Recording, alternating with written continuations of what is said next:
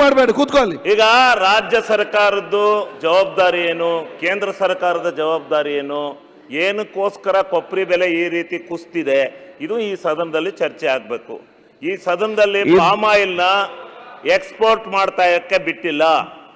Palm ಆಯಿಲ್ನ 0 hour ಇವ್ರಿಗೆ ಮಾತ್ರ ದೊಡ್ಡದಾಗಿ 0 ಅವರ್ ಅಲ್ಲ, ನಮಗೆ ಆಡಳಿತ ಪಕ್ಷದವರಿಗೆ ಮಾತ್ರ 0 ಅವರ್.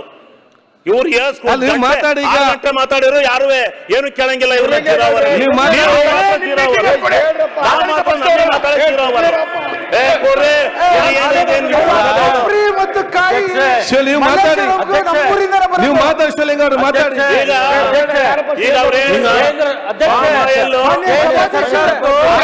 ಅವರ ನಾಯಕರಿದ್ದಾರೆ, ಅಲ್ಲಿ ಮಾತಾಡ್ಲಿ.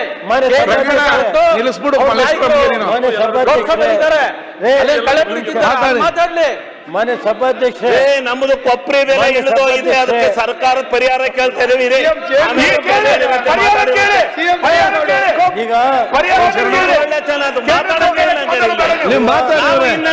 ನೀವು ಏನ್ ಮಾತಾಡ್ತೀರಿ ಮಾತಾಡ್ರಿ, ನಾವು ಗಲಾಟೆ ಮಾಡ್ತೀವಿ.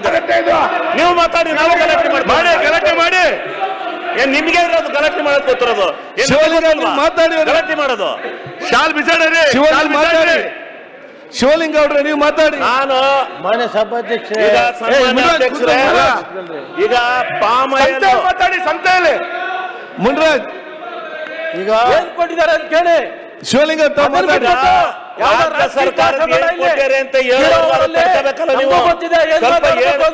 ರಾಜ್ಯ ಸರ್ಕಾರ ಇವ್ರೆ ಅವ್ರು ಮಾತಾಡ್ಲಿ.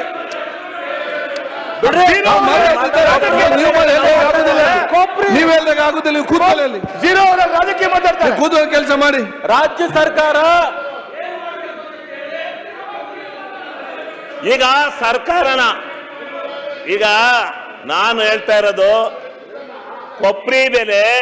ಕೊಬ್ಬರಿ ಬೆಲೆ ಇಷ್ಟೊಂದು ಗಗನಕ್ಕಿಳಿಲಿಕ್ಕೆ ಕಾರಣ ಏನು ಅಂದ್ರೆ, ಪಾತಾಳಕ್ಕಿಳಿಲಿಕ್ಕೆ ಪಾಮ್ ಆಯಿಲ್ನ ಇಂಪೋರ್ಟ್ ಮಾಡ್ಕೊತಾ ಇದ್ದಾರೆ. ಕೊಬ್ಬರಿನಲ್ಲಿ 50-75% ಎಣ್ಣೆಗೆ ಹೋಗುತ್ತೆ. ಕೊಬ್ಬರಿ ತಿನ್ನೋದಕ್ಕೆ ಹೋಗಲ್ಲ, ಎಣ್ಣೆಗೆ ಹೋಗುತ್ತೆ. ಅದೇ ಪಾಮ್ ಆಯಿಲ್ನ ಎಕ್ಸ್ಪೋರ್ಟ್ ಕೊಟ್ಟಿಲ್ಲ. ಇದು ಕೇಂದ್ರ ಸರ್ಕಾರ ಅಲ್ದಲ್ಲೇ ನಾವು ನೀವು ಕುತ್ಕೊಂಡು ಸದನದಲ್ಲಿ ಮಾಡಕ್ಕಾಗತ್ತಾ? ಅಲ್ಲಿ ಮಾತಾಡಿ ಹೋಗಿ.